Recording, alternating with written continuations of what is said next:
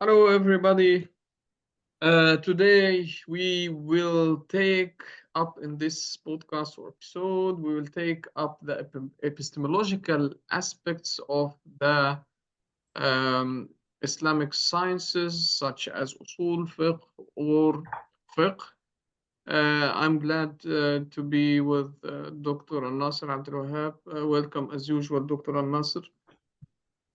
Welcome, Ahmed. I I'm hope very you are happy doing great. always to be with you. Thank you so much. So maybe resuming what we saw last time very quickly, we have seen two examples of places in the Quran where natural phenomena were uh, um, uh, discussed or described. Actually, one was a natural phenomenon, the time it takes for the Earth to rotate around the sun, and the other was this inheritance law. So one was a natural phenomenon, the other is a purely mathematical theory, actually, or mathematical law. And in both cases, we saw the first of all, impossibility to find a falsification. We couldn't falsify this, although we expected to be able to falsify this. Why? Because we said, if you are in the Middle Ages or before, and you speak about natural phenomena or you speak about mathematical subjects, and you are not in a culture of science and technology and so on, we expect that either you generalize whatever you are saying so that there are no mistakes, or if you go into the detail, most probably we will find an error using our modern science. But in that case, we couldn't, as we saw, we couldn't falsify what Quran is saying. And now we will, of course, this is only these are only two examples of a variety of around 51 places in the Quran where natural phenomena and or mathematical concepts are related to, and we could not place this into the idea that the author is Muhammad ﷺ, even if the Prophet ﷺ was literate. This goes beyond what is discussed in modern Islamic studies, because in modern Islamic studies, they don't take natural descriptions of natural phenomena seriously, which are in the Quran. They just focus on the information The history in the of the Quran. text. And not only the history, but they focus from the content point of view around the idea, from where did he get the information about Christianity and The origins. They call it the origins of Islam. yeah, so they focus just on this matter. From where did he get all these religious ideas about, especially about Christianity and Judaism?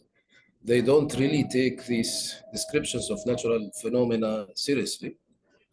Now, this is a big mistake. This is pseudoscientific, because whatever is in the Quran, we need to be able to explain it. It's not like we cannot just explain a part and then leave the rest. And especially knowing that Quran has a lot of emphasis on using rationality and using science. Quran explains, takes science to be a very important aspect of belief, as we saw. So now we are going further to see the overall view. So Islamic sciences treat Quran as not man-made, it's a phenomenon. And it exists physically, of course. And the hypothesis that we cannot build a rational materialistic model for the creation of the Quran. So, of course, contrasting this with modern Islamic studies will not cease in trying to create rational materialistic models, trying to say it was a guy or it was a or he took it from this, or he took it from there, or there was a committee, or it was in the time Without of evidence. Abbas or before. And until now, no consistent materialistic model explaining the context of the Quran could be found. In the meantime, Islamic sciences hypothesize and say that it will never be possible to create a rational materialistic model. So Quran is not man-made, it is a phenomenon. So this is a hypothesis, which I call here H. So this H hypothesis actually coming from the incapability principle again. So we try to make a lot of rational materialistic model of who wrote the Quran. After some time, we gave up. Yeah. So actually, we gave up, and even in the time of the Prophet, there were a lot. Quran itself speaks about those attempts. Quran itself encourages this attempt. It encourages people to go and study it, having in mind that maybe someone created it. And if they fail to do it, Quran says, if you fail to do it, if you want The to challenge of falsification. yeah, to select you, if you like, select any witnesses you wish, means like exactly like Islamic studies is doing now, Western Islamic studies. Get your hypothesis and find whether it is consistent with what you already know. Actually, it is not consistent. It will never be consistent. Because to write Quran, you need, as we saw last time, you need to have a whole golden age of Arabs before the creation of Quran, not after. So, and you cannot, if people say, yeah, there is a missing golden age, no, you cannot miss a golden age. Yeah. You can miss maybe an artifact, you can miss a theory, you can miss a book, but you cannot miss a whole golden age. Yes, we discussed ridiculous. this point, yeah. Yeah, this is ridiculous. So Islamic sciences made this choice to hypothesize about Quran that it is not man-made and built themselves around it. So with the incapability principles, they used the axioms from the Quran. Of course, if I say Quran is a phenomenon, it's not man-made, I will take whatever it is saying as an axiom. Yeah? If I believe that Allah subhanahu wa ta'ala is the one who revealed the Quran, then whatever the Quran is saying is for me an axiom for my life and for also for my science, not only for my life. So actually here again, this circle does not only include the religious part, but it includes everything. If for example, Quran is speaking about that the difference between 300 years Gregorian and 300 and lunar, and it is 309, and I believe that Quran is not man-made, then it is indeed 309. I will be like having a guide for my own science. I will be guided by Quran even in my own science. As we saw in the case of inheritance, the inheritance cases guided Muslims to create algebra. So what I'm saying is not only a hypothesis, or it's not a theoretical thing. Indeed, the Muslims took the inheritance laws as correct, as axioms from Allah subhanahu wa ta'ala. Of course, you cannot falsify them as we saw last time, so they are correct. They took it and they started to make models. So we have 3 models, as we discussed last time, of these inheritance laws. So Quran axioms are there, and all sciences are used to understand Quran, and actually also all empirical and mathematical sciences. Like we saw last time, this development of inheritance laws is actually an empirical development. Yeah? So it's empirical and experimental science was also there.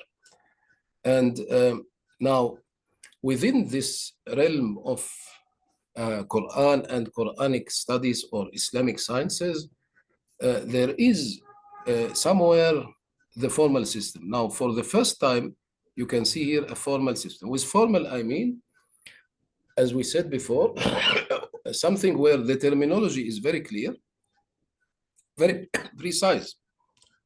It is not enough to speak about things in normal natural language. You need to formalize the natural language. So there was at that time the first attempts to formalize Arabic as a formal system. All the grammar studies, all the classical Arabic sciences are all actually formal systems. They are formal systems. What you find explained in Ibn Jinni or in Sibawayh and so on, this is an explanation of Arabic as a formal system. And they're obliged to do it. Why? Because they want the circle here of theories and of things with which they want to enhance the Islamic civilization to be precise. Okay. And they relied on the Aristotelian and the Stoic logic as well. Yeah, but in the you don't find here logic. Actually, you find here formal system only. So this is important. There is a difference.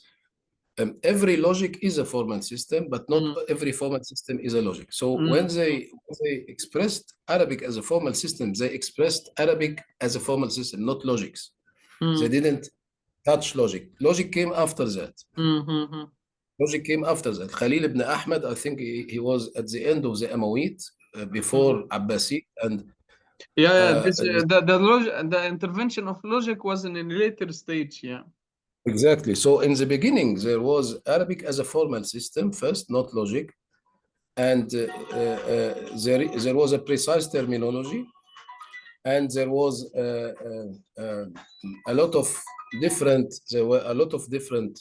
studies, but the studies were formal already before the intervention of logic. This is what I'm saying. So the picture is here very clear. They used actually all sciences to try to understand Quran. When I say reduction, here you find again reductionism. Yeah, why? Because of course any scientist and any faqih and any alim will never say whatever I say is really what is the intention behind Quran. They will always say Wallahu a'lam, and maybe I'm wrong. Yeah. So this was very important to show this line. We said that. So actually, this line from the beginning was there, and because Quran and as a phenomenon, its meaning is it's correct. Its full correct meaning is only known by Allah Subhanahu wa Taala. So Quran is having here this line drawn between it as Quran and whatever we understand from it. So you could say that at a very early stage, they were having a philosophy of critical rationalism, because this is a philosophy where you find your rationalism, or you say that your rationalism will never show you the truth. It should only be consistent within your consciousness. Yeah. So which applies now to the modern philosophy of physics. Yeah, this is actually we saw this in the first part for physics. Actually, Islamic sciences are very similar to physics in that in this distinction. Yeah, on the foundational philosophy. Yeah. In contrast, we know that mathematics you usually didn't have this line drawn between the reality, because mathematicians, they think mathematics depict reality as it is, which is of course very old view. Yeah. Now, what are the axioms of cognition in Islam? Now for the first time, I am within the realm of Islam. I forget now what Islamic studies and all this do, and I will go with the hypothesis Quran is from Allah Subhanahu wa Taala. As we saw, this hypothesis is a scientific hypothesis. It's not an irrational or like some people might think. It's a very scientific one. Why? Because we tried for a long time to understand how the Quran was created. Not only we, but everyone else also. Everyone tried to do this and they failed. And sometimes some brilliant guy will come and say, okay, there is incapability in determining a material origin of the Quran, and we build upon it. So, what are the axioms of cognition in Islam? God in Islam is abstract. I don't know whether I will pronounce it rightly. Abstracte a definizione. I This is think in this is. Latin, yeah. So there is a very controlled vocabulary and sometimes metaphoric to discuss the Yeah, this point properties is of very important. Dr. So there is Ali Sami Bashar no meta. wrote There about is this no issue. metaphysics. Yeah.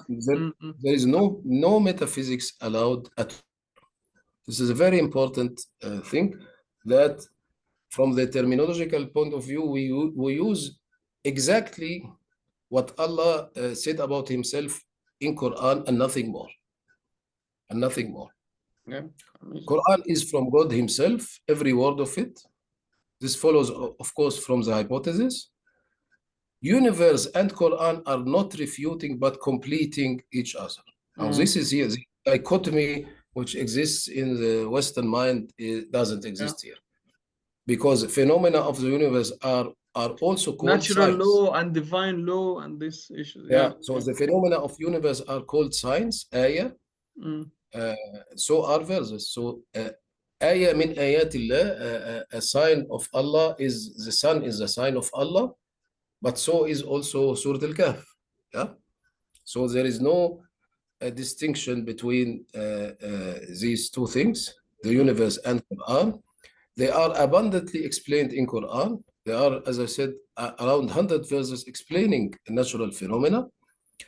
Rational argumentation is the source of all, including religious judgment. As we said before in the first part, in Islam, we know that you don't go to Allah subhanahu wa ta'ala and tell him, I was Muslim just because the tradition or the society. This is not acceptable. You will not be regarded as a Muslim. You need to have conviction for your own. And this is a problem which is actually there is consensus among all Muslims that you have to have it. You cannot go there and after you die and say, Wallahi, my parents were Muslim, so I became Muslim also. It is so this is a nationality, not a belief. So to do this, you will have your own judgment, and you should be able to defend your own judgment. Now, rationality in the broader sense, also, we don't take rationality only from logics. This is very important. The idea, when Western-oriented people or Westerners speak about rationality, most of them, they mean logics, actually. Now, logics is a certain discipline. It is respected as part of rationality, but not every rational argument should be a logical argument. Yeah? Every logical argument is a rational argument, but not every rational argument is logical. Why? Because we have, for example, language. So language is completely outside this realm. So rationality in the broader sense, Islam recognizes rationality in the broader sense. Cognition and recognition compared to the narrower sense of logics. Yeah? Religion is also innate in every individual. Means you have it in your mind, in your genes, if you like. You have the common sense, what people call common sense. If you dig deeper, you find religion. This is what Quran says. Quran says that everyone has religion, the religion of wahdaniyya. Everyone recognizes God within himself. And so there is no priesthood needed. This is very important. Only science. Now, this is a very central concept. We don't need priesthood, but we have science. This priesthood is it is meant what is known, that someone without any possibility of counter argument will tell you this and that. Yeah, this is not how science works, as we saw. In science, it's different. So Islam does not recognize priesthood. We don't have a pope.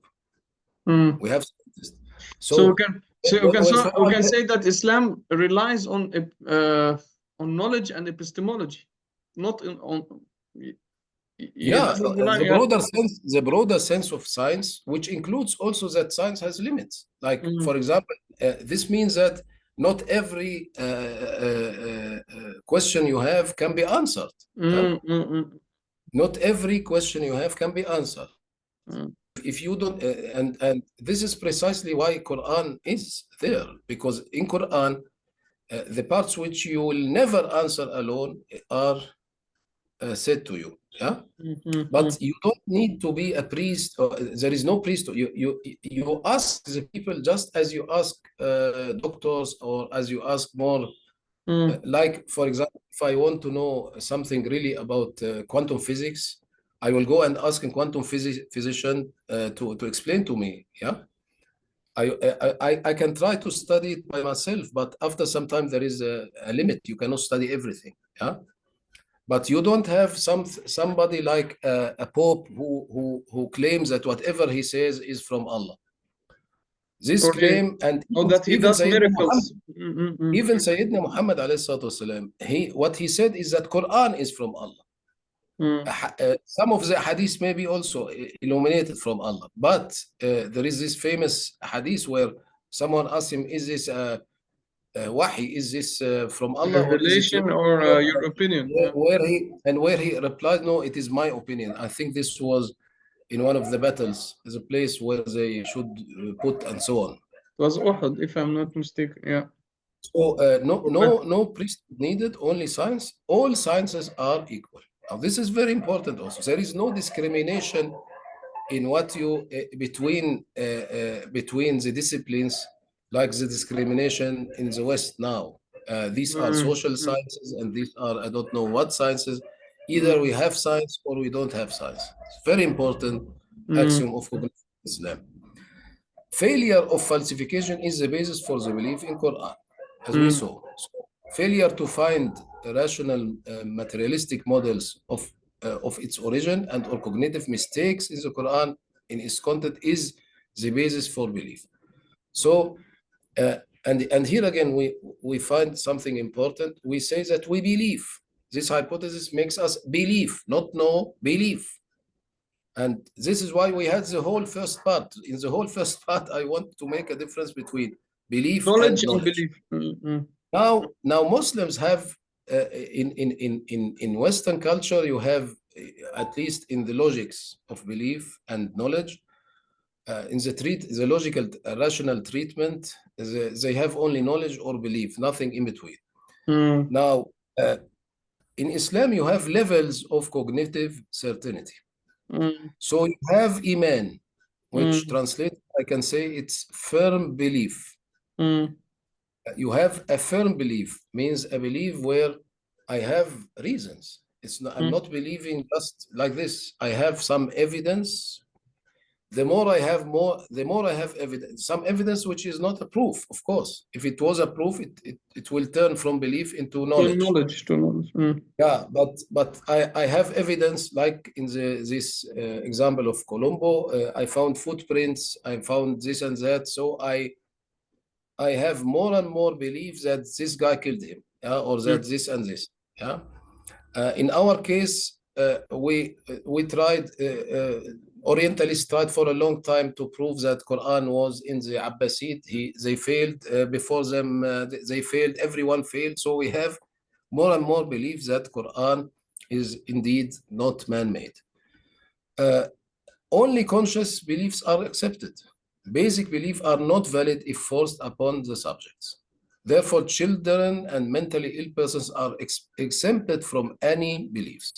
So this mm, is a very clear case which shows you that rationality and true belief of the individual is the target. The ill persons or children are exempted from any such beliefs.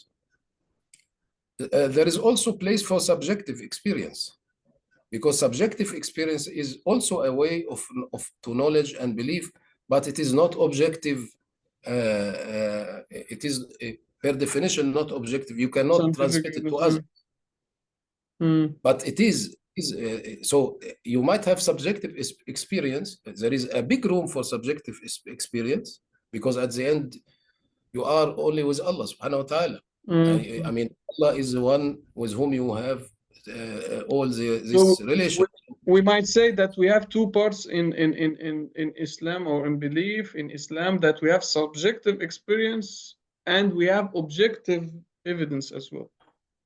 Yeah, and this doesn't contradict. Both things doesn't contradict, because at the end, both will complete each result other. into either into empirical knowledge or empirical belief. But the difference is there is one empirical knowledge or belief which you can share with people. Therefore, and they can test it and try. They can test it exactly, and something which you cannot share. Like, for example, love. I take this example. How can I prove to anyone that I love them? Yeah, I love him, her. Yeah, I cannot. How can I prove to anyone that I'm hungry? But this does not. So if I cannot prove to you that I'm hungry, this doesn't mean that I don't have knowledge that I'm hungry. I know that I'm hungry, but I cannot. So this subjective experience is also part of Islam, because Quran and Islam encourages this the subjective. Sorry. Encourages this subjective experience, as it encourages also the objective part. How much time do we have? We still have. Yeah, we have time. Yes, we have time. I think. If you want to go to drink water, yeah, no problem. No. Let us continue now. So this is the picture of Islamic sciences as a whole. Now we come to the fiqh and its usul. Why is our project in fiqh? Why did I choose fiqh? Because fiqh is an accumulation of all knowledge from scripture, Quran and Hadith, language, reason, Aristotelian or other, and daily facts. So it's actually an accumulation of everything. And from this root of the verb faqiha, we know that faqiha does not only apply to religion. It's actually faqiha means alima. Means to understand. No, alima even. Yeah. He knew, or he is literate in something. So actually we are building our project from top to down. So we didn't start, for example, from the ahadith and all these discussions. Should we start from the ahadith and automatize them, or use formal systems in ahadith and so on? Actually, the formal system, the most important formal system, is the formal system which covers all this, which is at the end fiqh. Yeah. So this is the reason why. The fiqh in its broad sense. No, and actually even in its formal sense. Like, for example, if you take fiqh al-Shafi'i, for example, you will find in fiqh al-Shafi'i logical rules, you will find language rules, you will find the discussion, take Aristotelian or analogy, you will find the cases, the different cases, which are the daily facts coming to fiqh. Of course, here you can see why I'm saying that it is an empirical science, because language is empirical, as we know. Reason is theoretical, yeah, but daily facts are empirical. And even I can argue that understanding scripture and hadith is also empirical, because you will have some facts. Maybe you will find with in your research new documents and new things which will change your idea. So it's actually empirical. Yeah?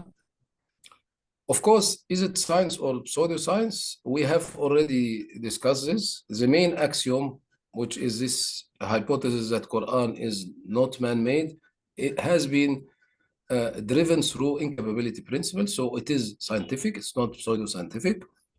The theorems are either through incomplete induction or deduction. The theorems which you have in fiqh, like for example, لا ضرر ولا ضرار. Yeah, I don't know whether it is a hadith or a rule, or for example, ما It's a أسكر fiqh, it's a كثيره fiqh rule maybe, and it was a yeah, weakly maybe but ما أسكر كثيره فقليله حرام. If you something which will make you drunk or make your consciousness, to lose consciousness. a little, even if it is to drink a Small portion of wine. of something which a lot of it will make you drunk is also haram. So this type of rules, they are done through incomplete induction or deduction, as we have. This is also why it is scientific. It is a generalization of many cases. Then, of course, you have also within fiqh the formalized ontology, formalized deduction rules, Aristotelian or analogy. The fuqaha, before they speak about anything, they define exactly the terms and all this. So this is also a scientific way. The question, is it theoretical or natural science? Of course, the axiom Quran is a phenomenon, not a set of theorems. Therefore, we cannot say it is a theoretical science. I cannot say fiqh is a theoretical. Why? I can say mathematics, for example. For example, the piano axioms of mathematics, of arithmetics, these are theoretical, yes, because piano had them and put them into. But Piano is the name of a scholar. It's not the musical. Yeah. So a certain scholar suggested that these axioms are, I think they are 10 axioms, something like this. These axioms are there. But in the case of Quran, it's not a guy who puts them, it's a phenomenon. So I cannot say that it is a theoretical science. I will be more inclined to say it's a natural science. Yeah? Or it is a science, an empirical science. Maybe not natural. I don't know what to call it, but it is more within the natural sciences realm. The firm belief we call Iman. Fiqh rulings and rules are theorems, falsifiable through empirical evidence from scripture, language, and daily life. This is also one This more. is an amazing point. Yeah.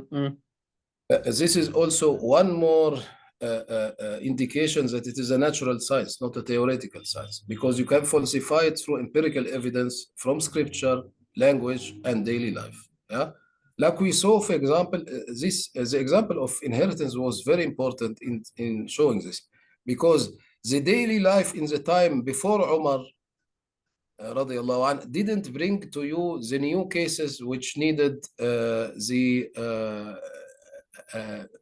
owl algorithm and or for example, the algebraic solution. Before Omar, you had in the daily life very fewer cases, or very few cases compared to what happened after that.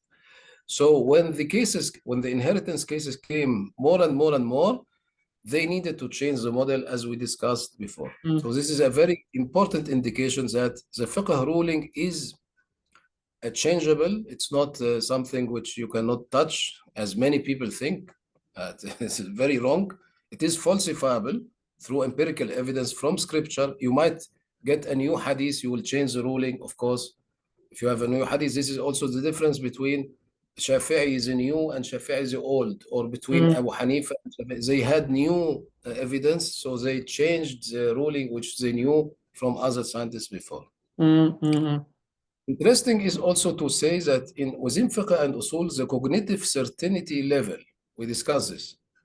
We said certainty level, yaqeen is 100%. So we don't have yaqeen, of course. Why? Because we don't have a proof. What we have is evidence, not a proof. So it is between i'tiqad rajih, which I call the preponderant belief, and firm belief. Between i'tiqad rajih and i'tiqad jazim.